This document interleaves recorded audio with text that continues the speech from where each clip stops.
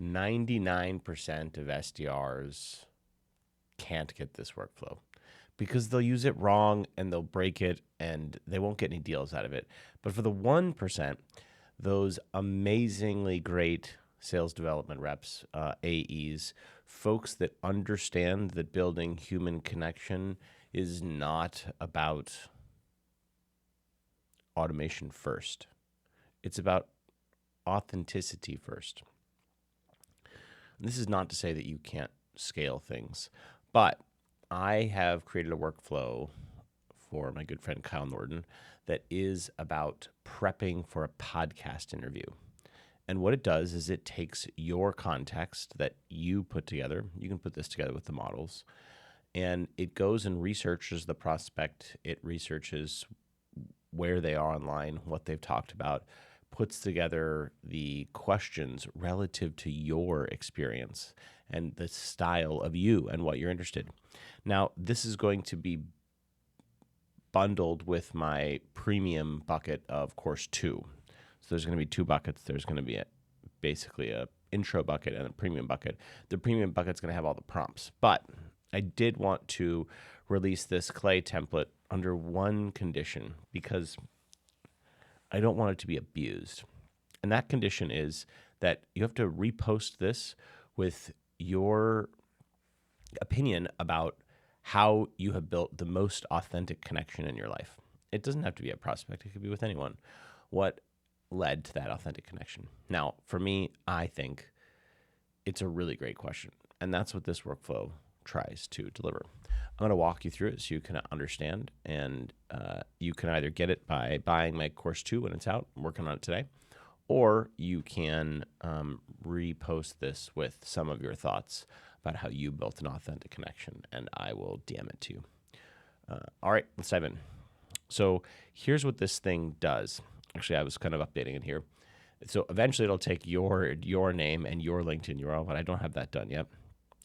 Actually, I think the next person should update this. It takes the person that you're interviewing, their LinkedIn profile, it enriches them, and actually we're going to switch this to Lead Magic.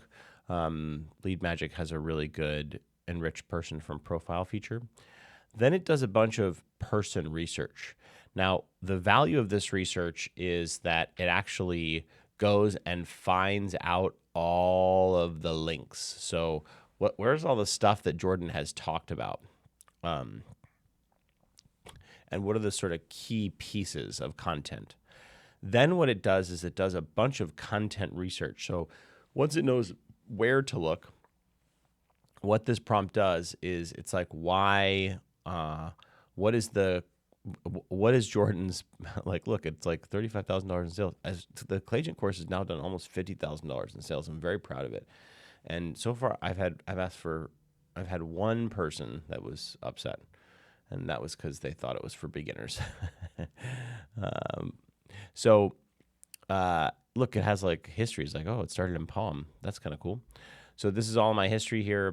And then what it does is it, with the embedded understanding about who you are, it asks great questions. And so if you share this with how you build authentic connections, I will share this template with you. But let me talk to you about why I think this is really only useful for the 1%. Because as sort of Dale Carnegie said, is that if you use he wrote the 7 Habits of Highly Effective People, if you use these as tactics, you will fail. You have to believe them, which is be interested in someone. And so this is just a great starting point to be able to ask a really good question. And let me give you 2 examples of a bad question. Well, an example of a bad question and then a great question. A bad question is like, Jordan, how do you get started with Blueprint? It seems like a good question, right? It's like something I care about. But the problem is that it has nothing to do with me. It's really, it's a generic founder story. When you ask me a question like, Jordan, you've been an advisor to Clay since 2020 and only now have started charging for your knowledge. Why did you give it away for free, and why did you decide to charge? That's like a pretty good question. An even better question would be, I mean, for me personally, what was the emotional shift in your business where you felt it was default alive versus default dead? That'd be a good question too.